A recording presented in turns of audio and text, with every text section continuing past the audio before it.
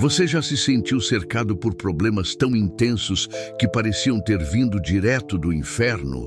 Já enfrentou noites em claro, pensamentos pesados e uma angústia tão profunda que nem você conseguia explicar? E se eu te dissesse que existe um episódio na Bíblia onde o próprio Jesus encarou de frente um exército inteiro de demônios e venceu com uma única palavra?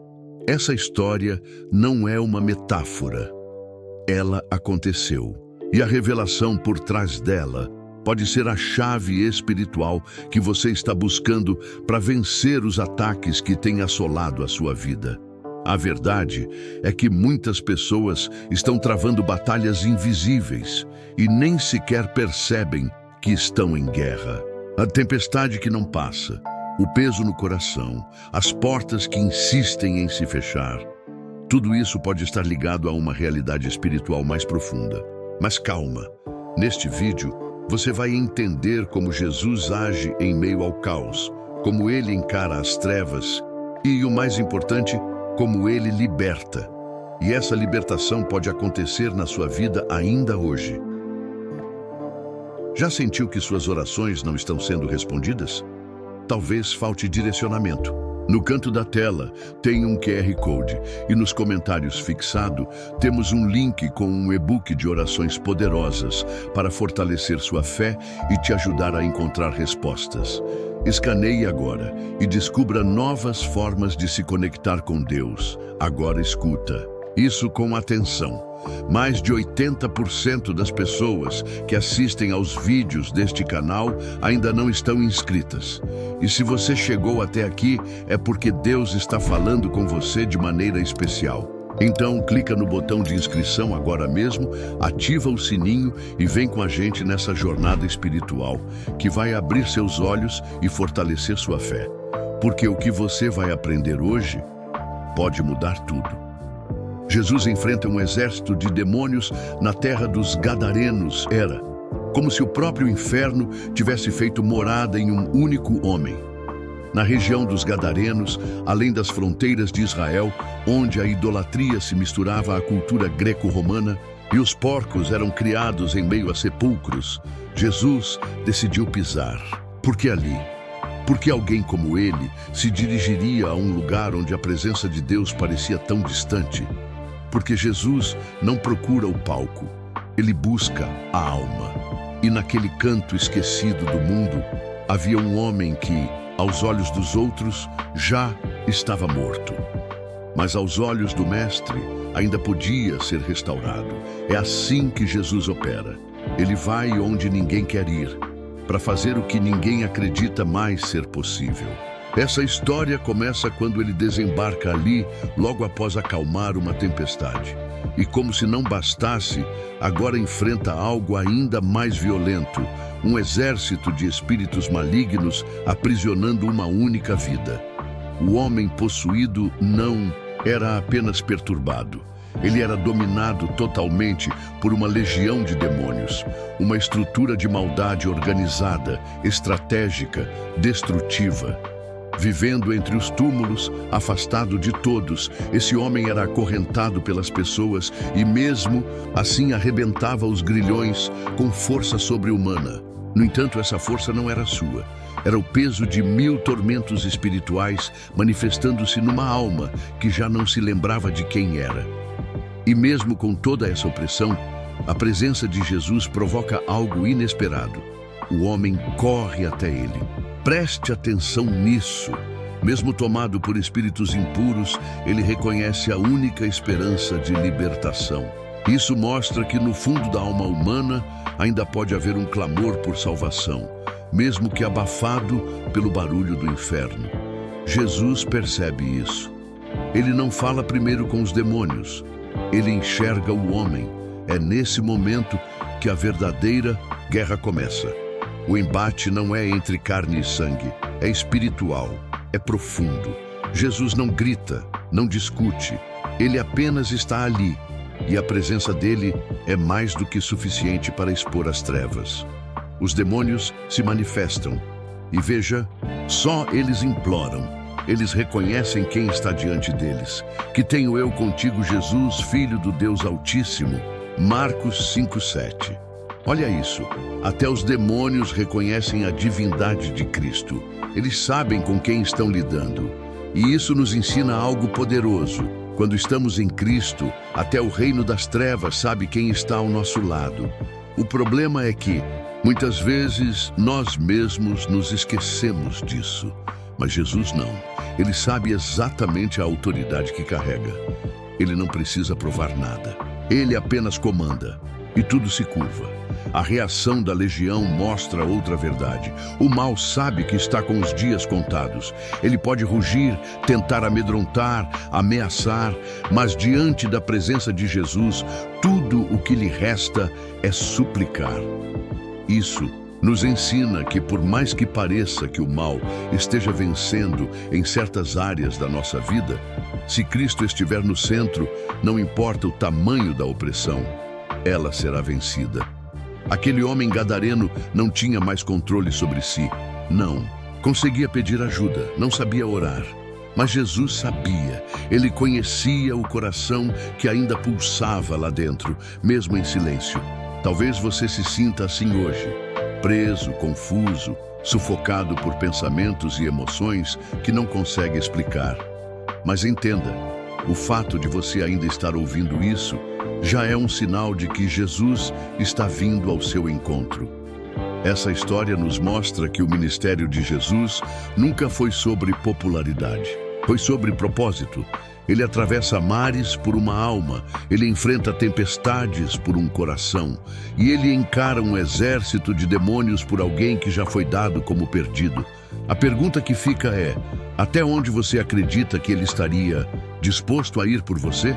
A resposta está nesta história. E o que acontece em seguida com o vento e as ondas se acalmando não é apenas uma introdução milagrosa, é uma revelação simbólica.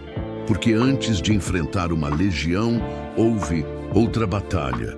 E ela começou bem antes de Jesus colocar os pés em Gadara. A tempestade representa uma batalha espiritual. E Jesus demonstra sua soberania ao acalmá-la naquela noite. Quando os discípulos entraram no barco com Jesus, talvez imaginassem que seria apenas mais uma travessia. Mas o que eles não sabiam é que estavam prestes a ser expostos a uma dimensão da fé que vai muito além do visível. Uma tempestade violenta se levantou no mar da Galileia, repentina e impiedosa. Como aquelas situações na vida que surgem sem aviso. As ondas cobriam a embarcação e o vento rugia como uma voz contrária à missão. E no meio daquele caos, Jesus dormia. Sim, ele dormia, como quem não se abala diante das ameaças do mundo espiritual. Os discípulos desesperados o acordam dizendo: Senhor, salva-nos, estamos perecendo. Mateus 8:25. E a resposta de Jesus foi mais profunda que o próprio mar. Por que vocês estão com tanto medo, homens de pequena fé? O que muitos não percebem é que aquela tempestade não era apenas uma manifestação natural, era uma resistência espiritual. Uma barreira invisível, tentando impedir que Jesus chegasse à terra dos gadarenos. Era o mal, pressentindo que sua estrutura prestes a ser confrontada, se adiantando com fúria. Na vida espiritual, isso acontece com frequência. Quando nos aproximamos de um propósito maior, de um novo território de libertação ou cura, as forças das trevas se inquietam. A tempestade se levanta como quem diz: você não vai passar daqui. Mas Jesus ensina que mesmo quando os ventos uivam e as ondas parecem nos engolir, há uma voz maior do que o barulho do caos. E essa voz tem autoridade para acalmar tudo, porque ela é a voz do Criador. O mesmo que disse: haja luz no início de tudo, agora diz: acalma-te, vento, sossega, mar. Marcos 4:39. Quando Jesus se levanta no barco e fala com o vento e o mar, ele não está apenas realizando um milagre natural, ele está fazendo uma declaração pública de soberania espiritual, está mostrando que até as forças invisíveis se submetem à sua autoridade. E é isso que precisa ecoar dentro de nós. Se o vento obedece, se o mar se cala, o que mais haveria que poderia resistir à ordem do Filho de Deus? Muitas vezes passamos por tempestades internas, ansiedade, medo, insegurança, depressão e sentimos como se estivéssemos à deriva. Mas a pergunta de Jesus ainda nos confronta. Por que você tem tanto medo? Essa pergunta não é uma repreensão vazia, mas um convite à fé. Um convite para lembrarmos que mesmo quando tudo parece desabar, Ele está no barco. E se Ele está no barco, nada pode afundar. A tempestade também nos revela algo essencial sobre o crescimento espiritual, porque é no meio dela que o coração se revela. Os discípulos que haviam visto milagres agora se mostram inseguros, e isso acontece conosco também. Em tempos de calmaria, é fácil cantar, orar, declarar promessas. Mas quando a água começa a entrar no barco da vida, é ali que vemos o quanto realmente confiamos em Deus. E veja, Jesus não os deixou enfrentar o temporal sozinhos. Ele poderia ter ordenado que atravessassem sozinhos, mas ele estava ali, junto. Dormindo sim, mas presente. E a presença dele, mesmo em silêncio, já é uma garantia de que a morte não terá a última palavra. O segredo, muitas vezes, é descansar com Jesus, mesmo em meio às ondas. E quando finalmente a calmaria veio, os discípulos ficaram maravilhados e perguntaram uns aos outros: quem é este, que até o vento e o mar lhe obedecem? Marcos 4:41. Essa é a pergunta que o Espírito Santo quer reacender em nós. Quem é esse Jesus? Ele é apenas um mestre? Ou é o Senhor de todas as coisas, inclusive das batalhas espirituais que você tem enfrentado? A tempestade revelou não apenas o poder dele, mas o quanto eles ainda precisavam conhecê-lo. E talvez seja exatamente isso que as suas tempestades também estão tentando te mostrar, porque do outro lado do mar, algo maior os esperava. Algo sombrio, profundo, mas que precisava ser confrontado com a autoridade de Jesus. E é para lá que vamos agora. A travessia do mar é simbólica, revelando a luta entre luz e trevas. A travessia do mar não é apenas um deslocamento geográfico, é um cenário carregado de significado espiritual. Sempre que lemos sobre o mar nas Escrituras, notamos que ele representa o caos, a incerteza, o território onde o homem não tem controle. No livro de Jonas, o mar é o instrumento da disciplina divina. No Apocalipse, é dito que no novo céu e na nova terra não haverá mais mar. Apocalipse 21:1, indicando o fim do caos e da separação. Quando Jesus atravessa o mar com seus discípulos rumo à terra dos Gadarenos, ele não está apenas indo de um ponto A a um ponto B. Ele está atravessando simbolicamente a barreira entre dois reinos, o da luz e o das trevas. E isso muda tudo. Porque não se trata apenas de milagres visíveis, mas de realidades espirituais colidindo. Você já reparou que na Bíblia, os grandes momentos de libertação quase sempre envolvem uma travessia? O povo de Israel cruzou o Mar Vermelho fugindo da escravidão. Êxodo 14. Depois cruzou o Jordão rumo à Terra Prometida. Josué 3. Cada vez que um povo ou indivíduo precisa romper com a escravidão espiritual ou alcançar um novo nível de propósito, há uma travessia. E nem sempre ela é tranquila.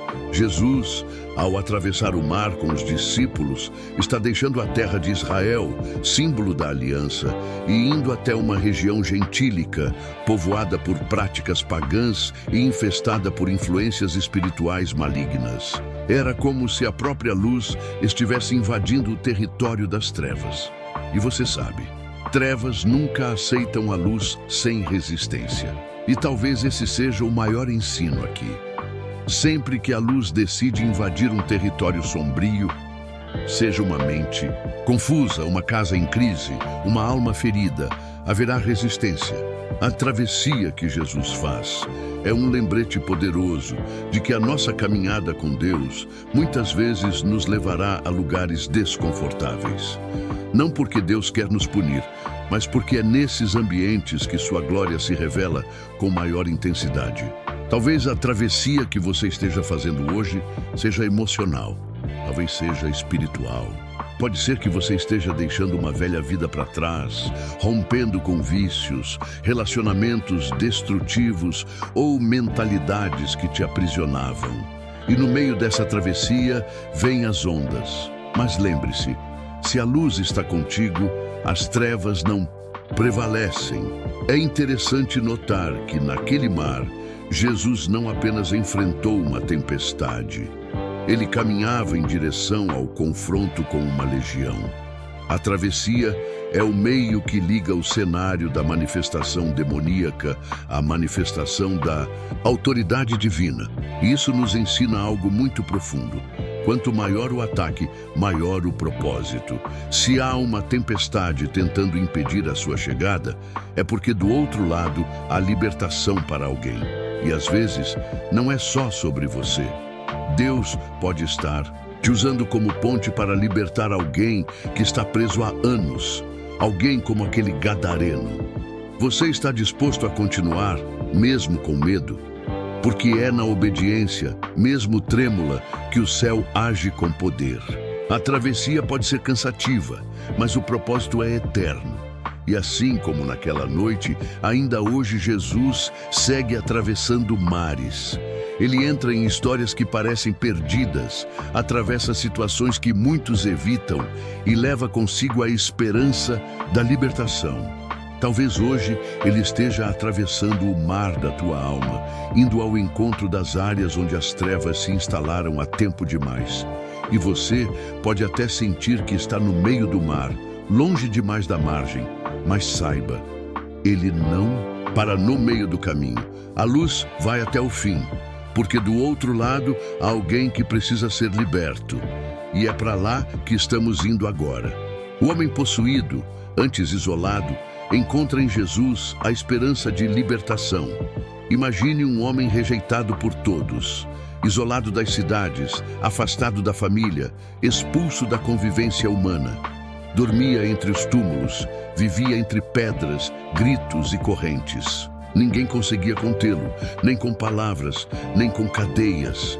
A alma dele era uma terra devastada, ocupada por uma legião.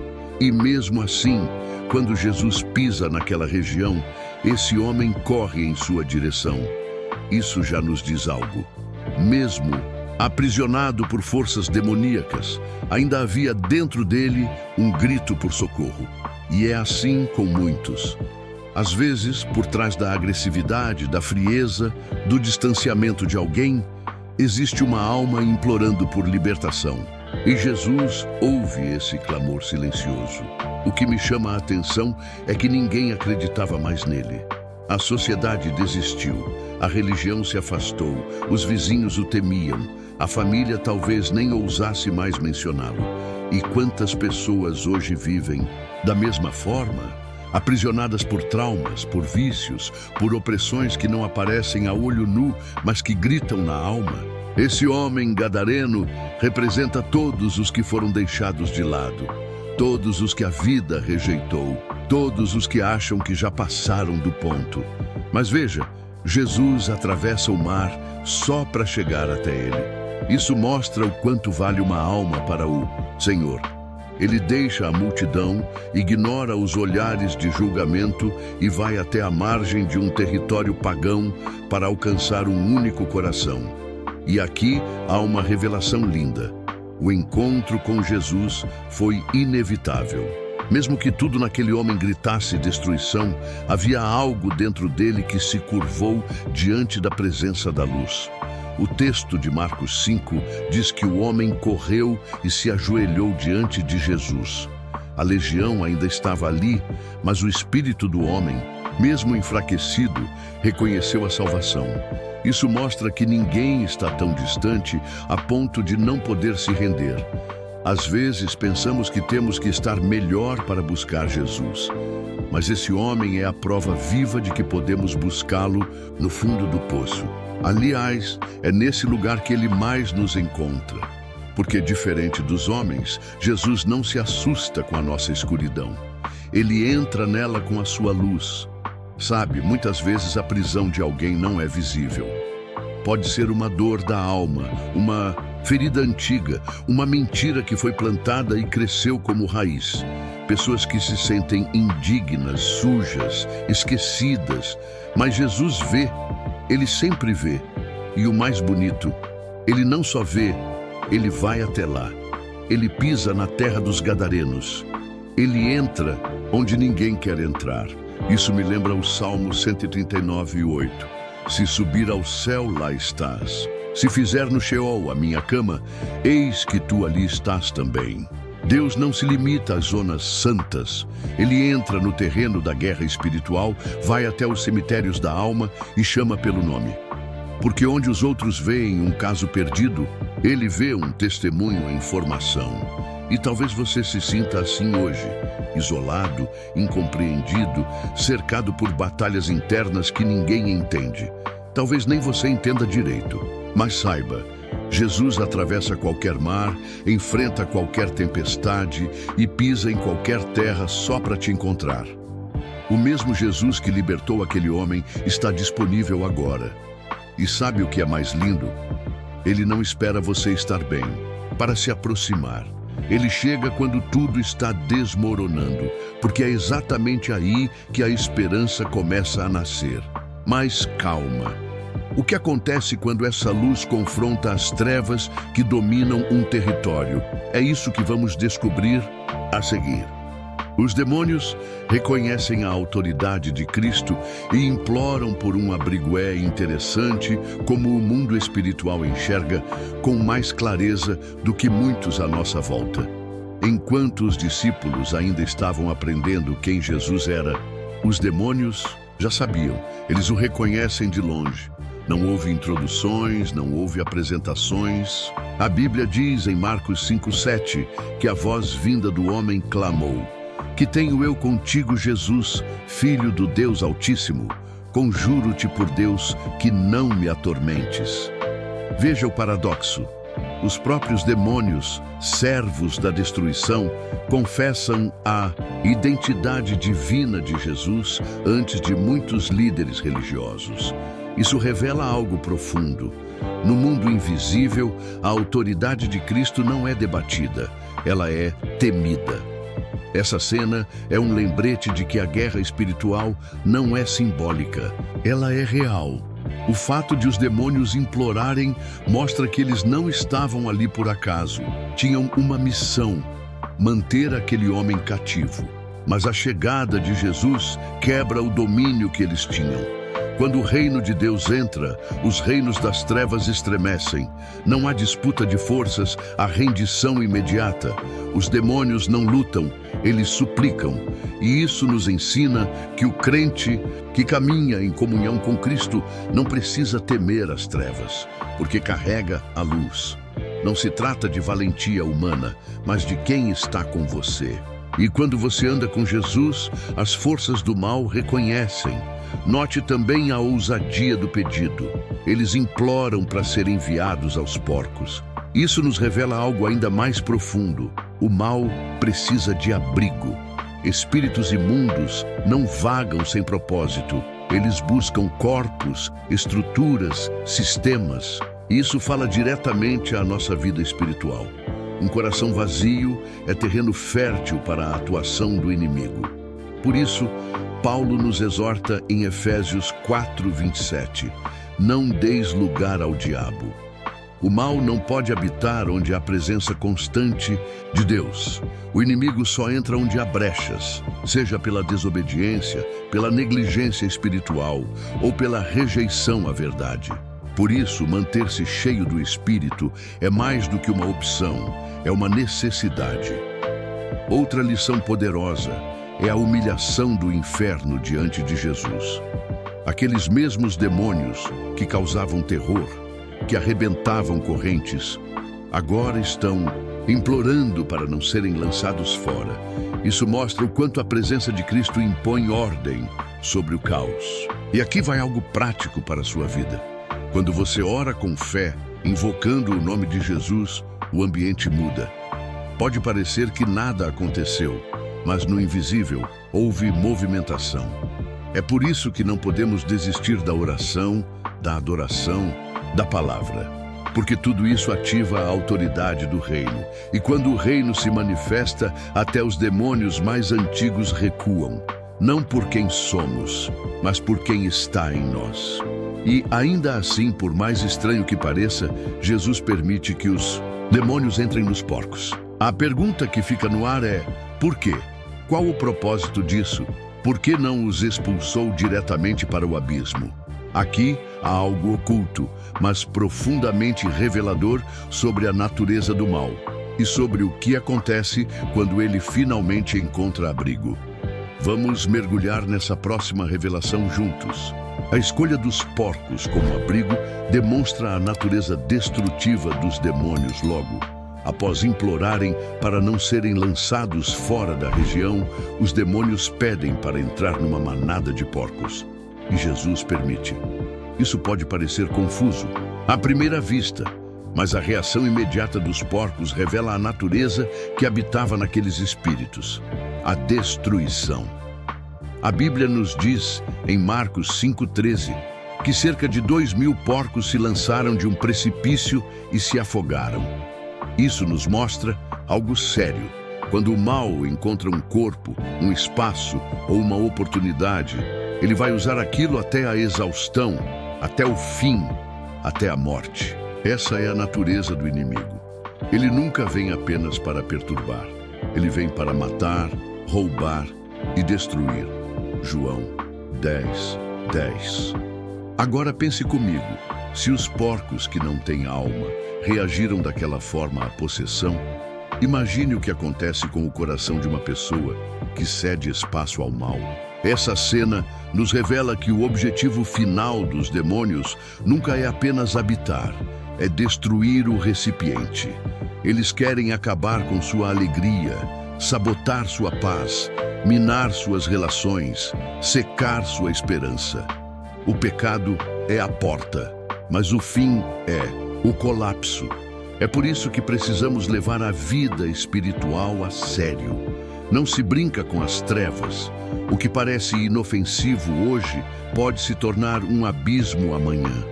Aquele hábito escondido, aquela amargura guardada, aquela escolha fora da vontade de Deus, tudo isso pode se tornar um abrigo para algo que veio para destruir. Essa passagem também serve como alerta para o espírito desta geração. Vivemos tempos onde muitos acham que podem domesticar o mal, que é possível conviver com ele sem se machucar. Mas os porcos mostram que quando o mal entra, ele não se acomoda. Ele enlouquece, corrompe e consome. Muitos têm perdido a sanidade emocional, o equilíbrio espiritual, porque deram abrigo a ideias, sentimentos e práticas que parecem inofensivos, mas são destrutivos. A mente humana, quando longe da presença de Deus, se torna vulnerável. Por isso, a vigilância e a oração não são acessórios espirituais, são escudos diários. Agora veja o detalhe: aqueles porcos eram propriedade de alguém. Ou seja, quando os demônios entraram e causaram a destruição, houve prejuízo financeiro para os moradores. Isso nos mostra que o mal também atinge áreas materiais, familiares, profissionais. Nem sempre ele vem de forma explícita. Às vezes, o roubo é silencioso. É o sono perturbado, a mente ansiosa, os relacionamentos corroídos, a fé enfraquecida. Tudo isso pode ser consequência de portas abertas e de espaços entregues. Precisamos ser como sentinelas do templo que somos. Como diz 1 Coríntios 6,19: ou não sabeis que o vosso corpo é templo do Espírito Santo? Quem cuida do templo não permite que ele seja invadido. E então, voltamos à pergunta do final do tópico anterior. Por que Jesus permitiu que os demônios entrassem nos porcos? A resposta pode estar na lição visual que ele queria dar. Aquilo foi um retrato explícito do que os demônios fariam com aquele homem se continuassem ali. Um espelho do fim que ele teria se não houvesse intervenção divina. E talvez, agora, você esteja começando a entender o que aconteceu depois que os porcos se lançaram ao mar. Mas para compreender de verdade, a gente precisa olhar para o que aconteceu com aquele homem que antes estava aprisionado. Vamos juntos descobrir? A transformação do homem, de possuído a testemunha, ilustra o poder restaurador de Jesus. Imagine só. Aquele homem que antes vagava entre os sepulcros, que vivia nu, gritando, ferindo a si mesmo, agora está sentado, vestido e em perfeito juízo, aos pés de Jesus. A cena é tão impactante que os moradores da cidade ficam apavorados. Em Marcos 5,15 é exatamente isso que lemos. E foram ver o que era aquilo que tinha acontecido, e vieram a Jesus, e viram o endemoniado, assentado, vestido e em perfeito juízo. Esse contraste é o retrato perfeito da obra restauradora de Cristo. Onde havia caos, agora a ordem. Onde havia desespero, agora a paz. Onde havia cativeiro, agora a liberdade. Isso não é apenas libertação, é reconfiguração completa da identidade. Jesus não apenas expulsou os demônios, ele restaurou aquele homem por inteiro. Isso nos ensina que Deus não quer só nos tirar da dor, Ele quer nos levar para um novo lugar emocional, espiritual e até social.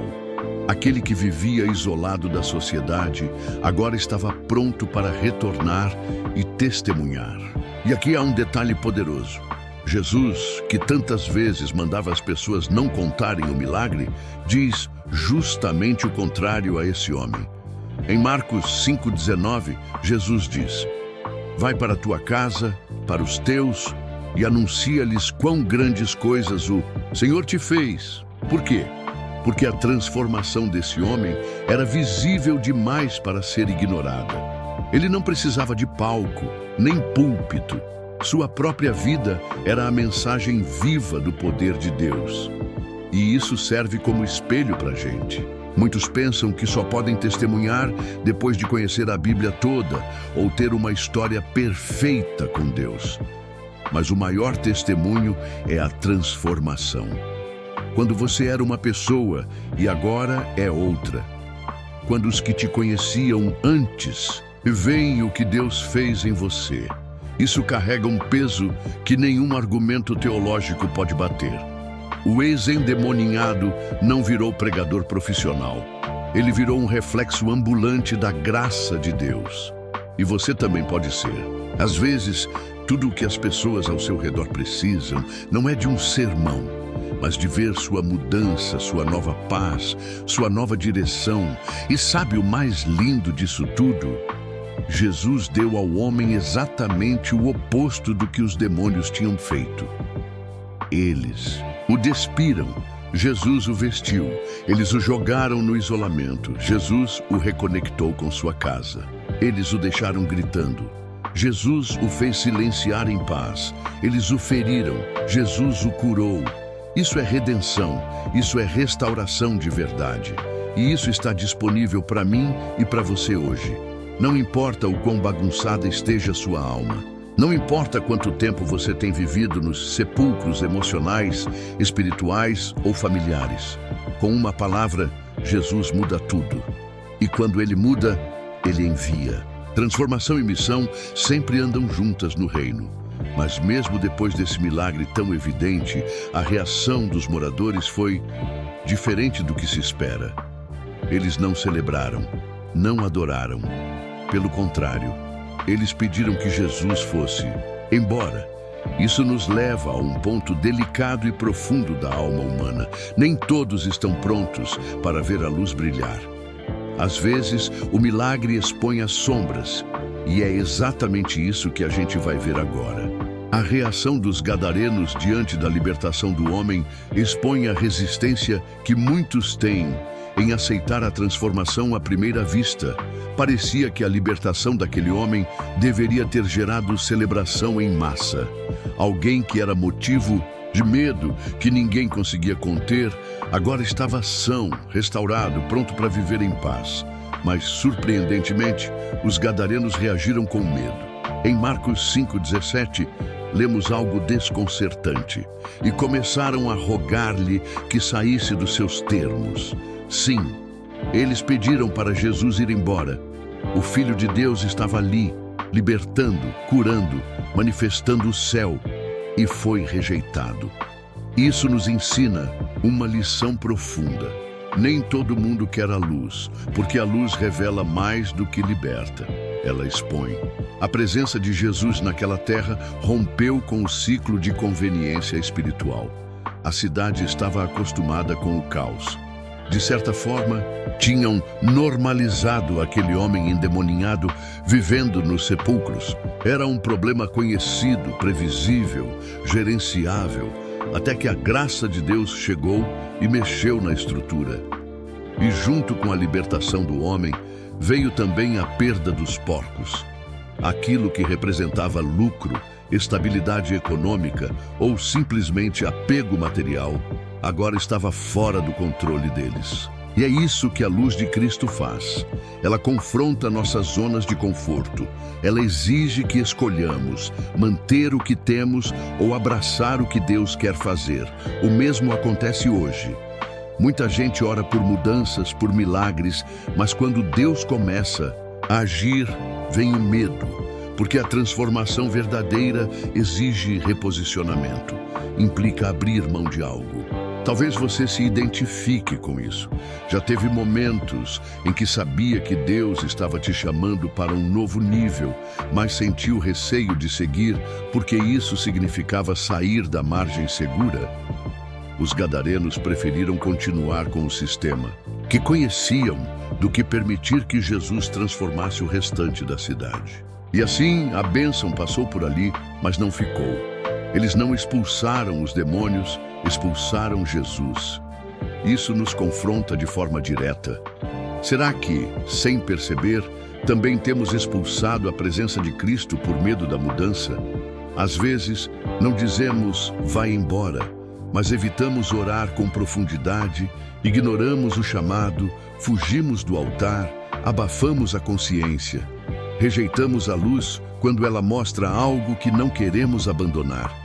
E isso é muito mais comum do que parece. Tem gente que prefere continuar lidando com seus demônios internos porque já aprendeu a conviver com eles. Mas Jesus não veio para negociar com nossas prisões emocionais. Ele veio para quebrar as correntes. E isso, inevitavelmente, muda tudo ao redor. Contudo, mesmo sendo rejeitado, Jesus deixa ali um legado. O homem liberto agora testemunha. Ele volta para sua casa, sua cidade, para contar tudo o que o Senhor havia feito.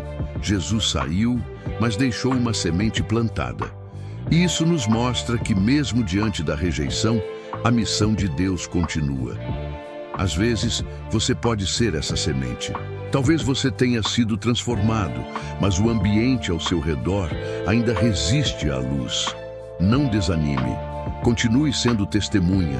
Continue contando o que Jesus fez por você, porque cedo ou tarde, essa luz vai alcançar corações que antes estavam fechados, e quando menos esperarem, a transformação vai brotar de novo. E agora eu te pergunto, qual foi a tempestade mais intensa que você já enfrentou na vida? Você acredita que Jesus também estava lá, mesmo quando tudo parecia perdido? Compartilhe a sua experiência aqui nos comentários. Vamos orar juntos por isso. E se esse vídeo falou com você de alguma forma, deixa o like, se inscreve no canal e ativa o sininho. Assim você não perde os próximos conteúdos que vão continuar fortalecendo sua caminhada com Deus. E envia esse vídeo para alguém que esteja passando por um momento de escuridão. Talvez seja exatamente a luz que essa pessoa precisa. E já se prepara, porque o próximo vídeo recomendado que vai aparecer aqui na tela pode ser exatamente a continuação que o seu espírito precisa para vencer de vez essa guerra invisível. Fica com Deus e até o próximo vídeo.